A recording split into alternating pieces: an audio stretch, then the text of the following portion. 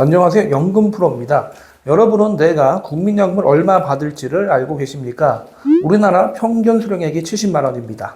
이걸로 내 노후 30년 감당이 될까요? 게다가 국민연금 고갈 시점은 2064년, 지금 30대들은 받기도 전에 바닥날 수 있다는 뜻이죠. 게다가 더 무서운 게 있습니다. 노후에 국민연금이나 다른 사적연금을 꼬박꼬박 잘 타더라도 연간 소득이 2천만 원을 넘는 순간 건강보험 피부양자에서 바로 박탈됩니다. 기껏 노후 준비해놨더니 매달 건보료 폭탄을 맞게 되는 셈이죠. 국민연금도 이 건보료 리스크에서 자유롭지 못합니다. 그런데 만약 세금 한 푼도 안 내는 전액 비과세 연금보험으로 건강보험료가 단 1원도 부과되지 않는 상품이 있다면 믿으시겠습니까?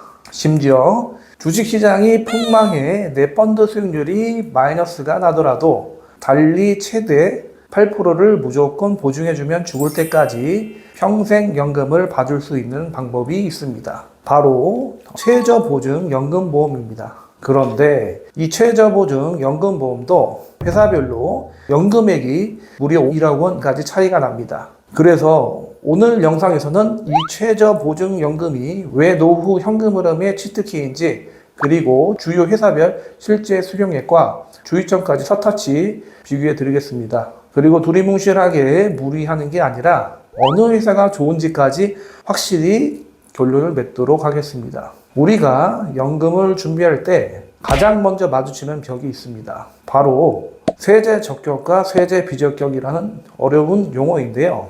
아주 쉽게 정리해 드릴게요. 먼저 세제 적격은 지금 당장 연말정산 때에 세금을 돌려받는 상품입니다. 대표적으로 연금저축이나 IRP가 있죠. 반대로 세제 비적격은 지금은 세공제가 안 되지만 나중에 연금 살 때 세금 한 푼 안 내는 상품입니다. 대표적인 게 바로 연금보험이에요. 그래서 내가 경제활동을 하면서 매년 연말정산 혜택을 보고 싶다면 세제 적격 상품이 맞지만, 은퇴 후에 세금 걱정 없이 순수하게 노후 생활비를 확보하는 게 목적이라면 세제 비적격 상품이 훨씬 유리합니다. 그리고 오늘 주인공 최저연금보험은 세제 비적격 상품에 속합니다. 오늘 소개해드리는 최저보증연금보험의 뼈대는 사실 변액연금입니다. 아마 변액이라는 단어 듣자마자 고개부터 저으시는 분들 많으실 겁니다.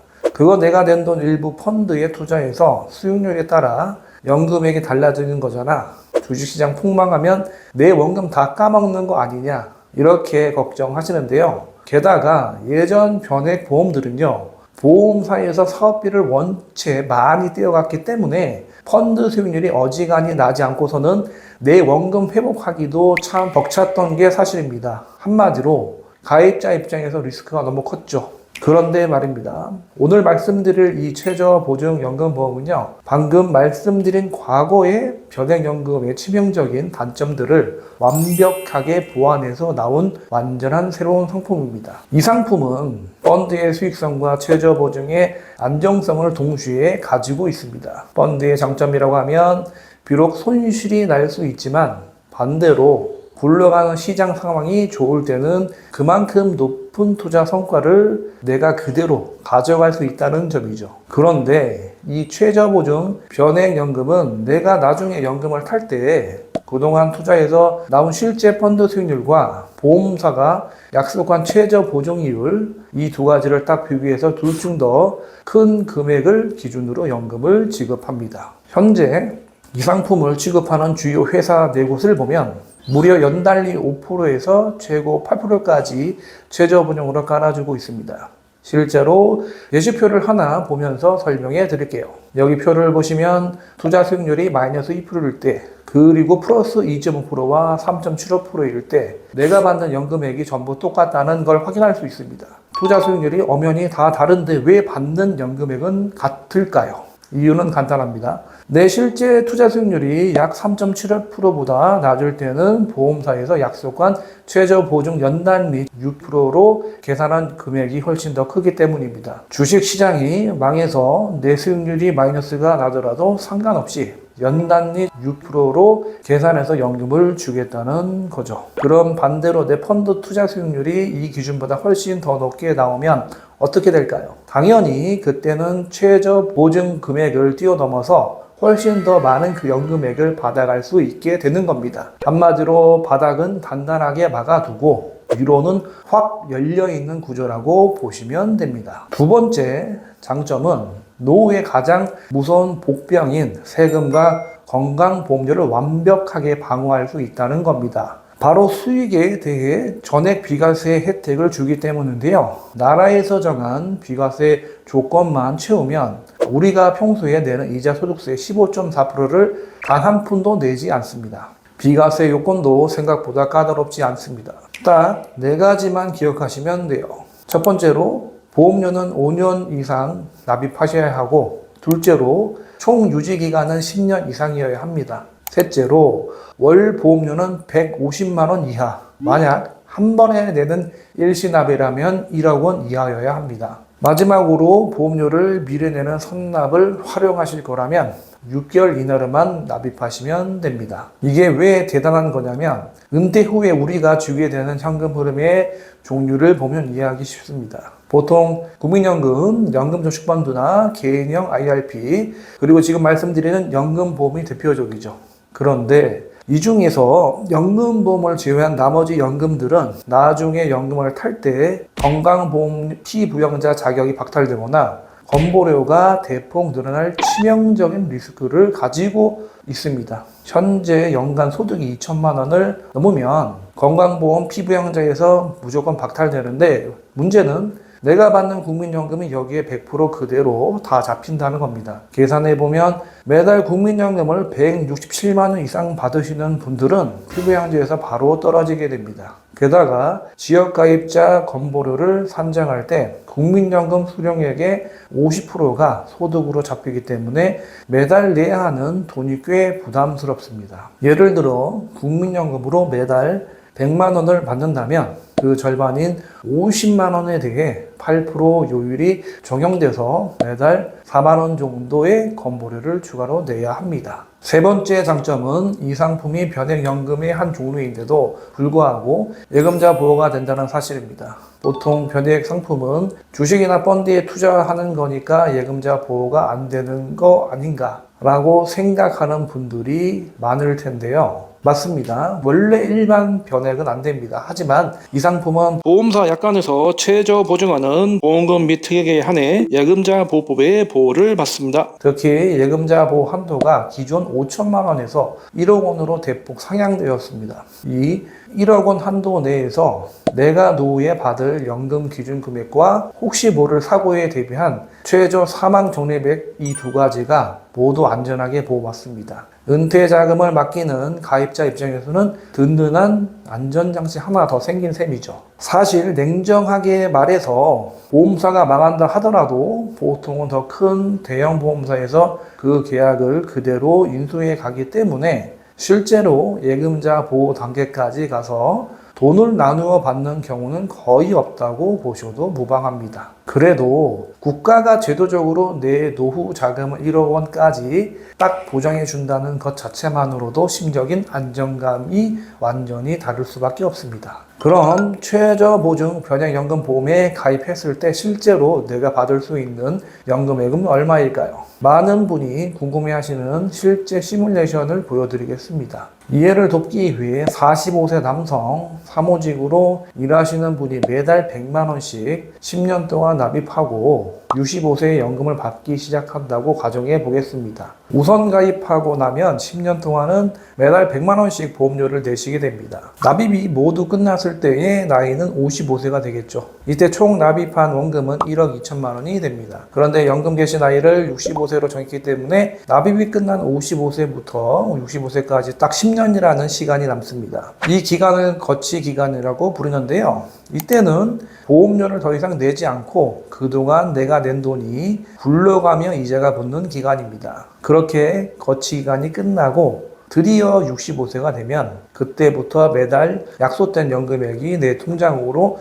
꼬박꼬박 들어오기 시작합니다. 예시표에는 보통 100세까지만 나와 있는 경우가 많지만 이 상품은 내가 100세를 넘겨 110세, 120세까지 장수를 하더라도 사망할 때까지 평생 멈추지 않고 지급됩니다. 여기서 한 가지 더 든든한 점은 만약 연금을 한창 잘 받다가 중간에 사망하게 되더라도 내가 노후에 받기로 약속되어 있던 전체 연금 재원에서 지금까지 받아간 연금액을 뺀 나머지 잔여 금액은 그대로 남은 가족들에게 상속이 됩니다. 본 광고는 생명보험 광고 심의 기준을 준수하였으며 유효기간은 심의일로부터 1년입니다. 내가 낸 돈을 다 쓰지 못하고 일찍 죽더라도 국가나 보험사가 홀랑 가져가는 게 아니라 고스란히 내 가족에게 자산으로 물려줄 수 있는 구조입니다. 그렇다면 시중에 나와 있는 회사 중에서 가장 경쟁력이 있는 주요 회사들을 비교해 보겠습니다. 아무래도 우리 소비자 입장에서 가장 중요하게 보셔야 할 핵심은 그래서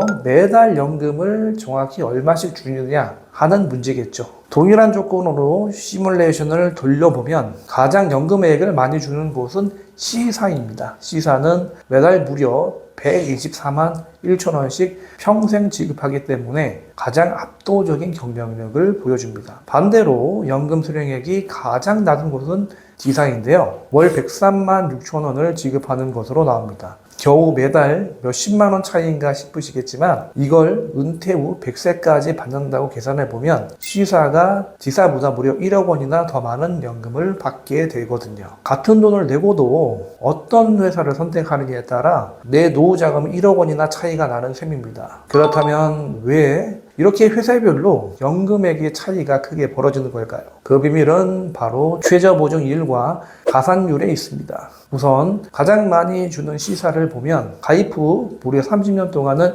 단리 7%를 확정 보증해주고 그 이후에도 평생 단리 5%를 보증합니다. 반면에 가장 적게 주는 D사는 보증이율이 단리 6%에 불과하죠. 여기에 보너스 개념인 장기유지 가산율에서도 차이가 납니다. C사는 장기유지에 따른 가산율 7%를 추가로 얹어주지만 D사는 아쉽게도 가산율 혜택이 전혀 적용되지 않습니다. 그런데 여기까지 들으시면 예리하신 분들은 한 가지 의문점이 생기실 겁니다. 방금 비교한 회사 중에 B사라는 곳이 있는데요. 여기에 무려 연단위 8% 최저 보증을 해줍니다. 게다가 장기유지 가산율도 C사와 똑같이 7%를 얹어주죠. 보증이율만 보면 8%를 주는 B사가 7%를 주는 C사보다 더 많이 줘야 할 것 같은데 왜 실제 연금은 C사가 더 많을까요? 그 비밀은 바로 기본 지급률에 있습니다. 보증해주는 이율이 아무리 높아도 나중에 쌓인 원리금에 곱해주는 기본 지급률이 낮아버리면 최종적으로 내 통장에 꽂히는 돈은 줄어들 수밖에 없습니다.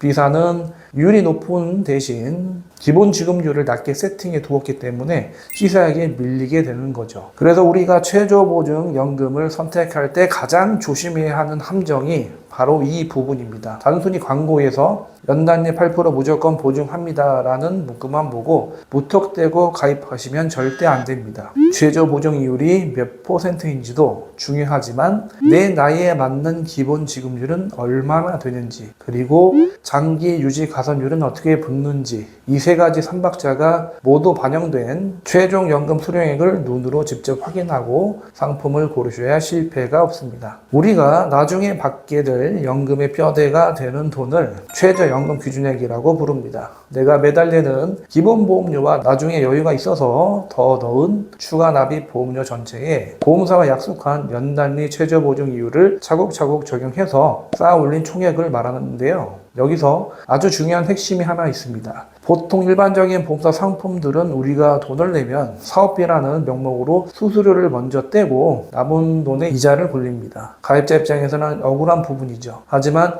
최저보증연금보험은 나중에 연금으로 수령하겠다는 조건만 만족하면 중간에 사업비를 단 한 푼도 떼지 않습니다. 내가 낸 원금 그 자체에 이자를 고스란히 100% 붙여서 연금 재원을 만들어 줍니다. 실제 예시를 들어서 계산을 해볼까요? 여기 보시는 표는 A생명사 상품에 45세 남성이 매달 100만 원씩 10년 동안 내고 65세의 연금을 탈 때 실제 계산 방식입니다. 내가 가입하고 첫 달에 낸 보험료 100만 원이 있죠. 여기에 연단위 7%가 붙으면 1년치 이자만 7만 원이 됩니다. 그런데 45세에 시작해서 65세의 연금을 타기 시작하니까 이 첫 달치 100만 원은 20년 동안 이자가 붙게 됩니다. 그럼 7만 원 곱하기 20년을 해서 총 이자만 140만 원이 붙고 여기에 원금 100만 원을 더하니까 첫 달에 낸 100만 원은 나중에 240만 원으로 불어나게 됩니다. 그럼 그 다음 달, 즉 두 번째 달에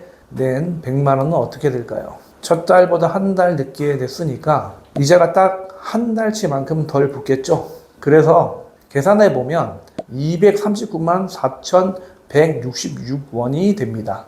이런 식으로 10년 동안 매달 내는 120회차 보험료 전체에 거치기간까지 계산해서 이자를 각각 1할 계산으로 다 붙여주는 겁니다. 이렇게 10년 동안 낸 원금 1억 2천만 원의 이자를 한 달치도 빼놓지 않고 전부 다 더해 보니까 65세 시점에 내 연금 기준 금액은 무려 2억 4,635만 원으로 불어나게 되는 겁니다. 사업비를 떼지 않고 단위를 원금에 그대로 적용되는 것을 확인할 수 있습니다. 이렇게 방금 계산한 연금 기준 금액의 마지막으로 실적 배당 종신연금 지급률이라는 것을 곱해줘야 우리가 매년 받는 최종 연금액이 나옵니다.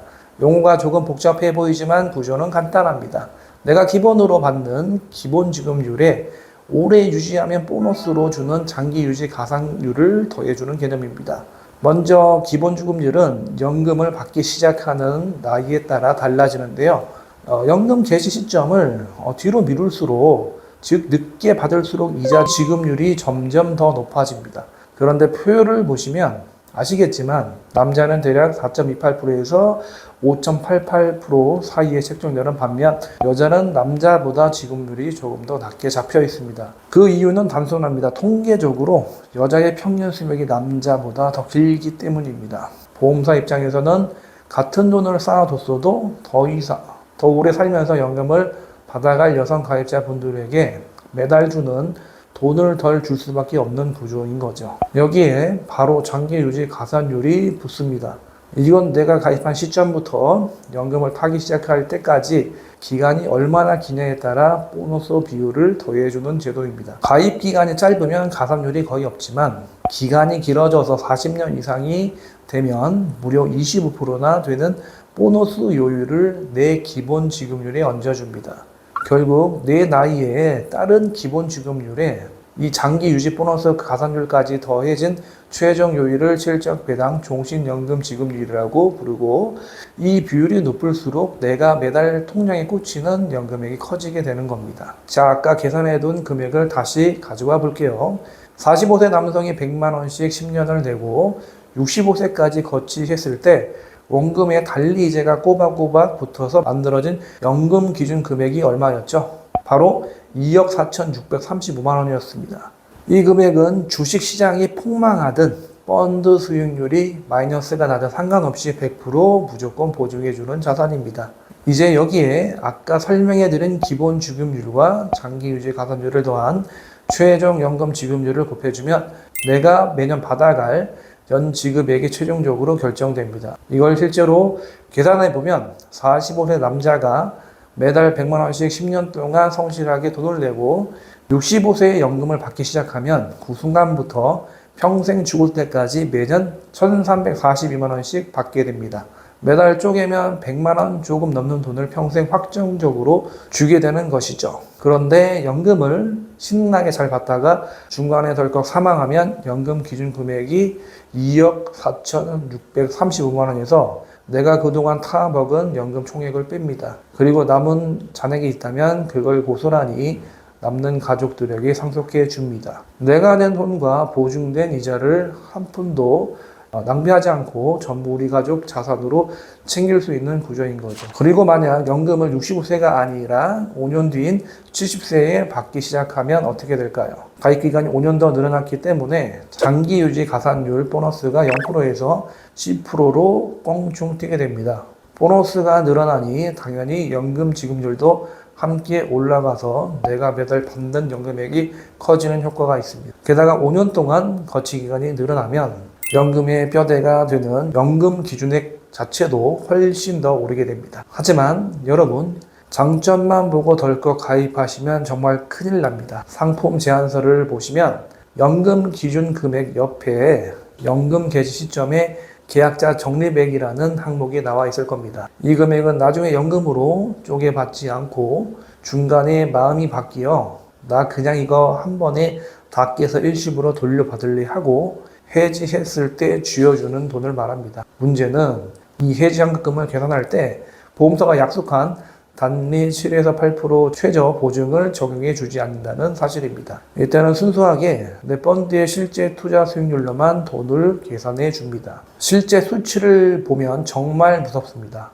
내가 10년 동안 내 농금이 총 1억 2천만 원인데 만약 주식시장이 안 좋아서 펀드 수익률이 마이너스 1%가 나면 일시불 해지 환급금으로 고작 1,547만 원밖에 주지 않습니다. 수익률이 플러스 2.5%가 나도 4,861만 원 3.75%가 나와도 고작 6,807만 원밖에 안 줍니다. 결국 이 상품은 연금으로 차곡차곡 받아가거나 약물을 받다가 중간에 사망해서 가족에게 물려줄 때는 엄청난 메리트가 있는 상품이 맞습니다. 하지만 중간에 급전이 필요하다고 덜컥 해지해버리면 피눈물 흘릴 정도로 손해가 막심한 상품이라는 것이죠. 그렇기 때문에 이 상품에 가입하실 때는 무리해서 큰 금액을 넣으시면 안 됩니다. 정말 내 목에 칼이 들어와도 은퇴할 때까지 절대로 해지하지 않고 끝까지 지켜낼 수 있는 금액, 딱 그 금액만큼만 매달 납입 금액으로 정하는 것이 무엇보다 중요합니다. 이번에는 45세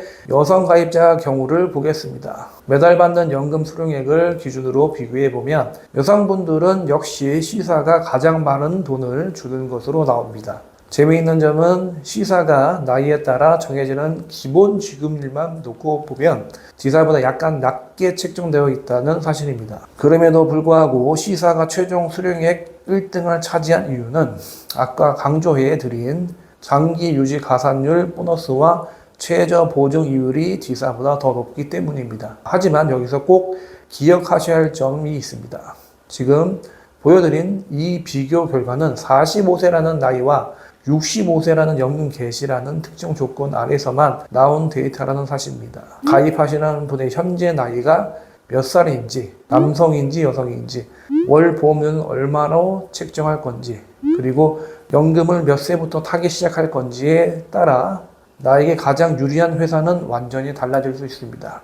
내 소중한 노후 자금이 걸린 만큼 남들의 기준이 아니라 나만의 맞춤형 데이터가 필요합니다. 나에게 매달 가장 많은 연금액을 쥐어주면서 내 돈을 100살 넘어서까지 안전하게 굴려줄 재무 건전성 좋은 회사가 어디인지 샅샅이 비교해보고 싶은 분들이 많으실 텐데요. 아래 화면 고정 댓글에 남겨둔 링크를 통해 편하게 문의를 남겨주세요. 나이와 조건, 성별을 적어주시면 저 연금 프로가 시중에 나온 주요 회사별 비교 자료를 뽑아서 직접 꼼꼼하게 상담해 드리도록 하겠습니다. 오늘 이 내용이 도움이 되셨다면 좋아요와 구독하기 꼭 한 번씩 부탁드립니다.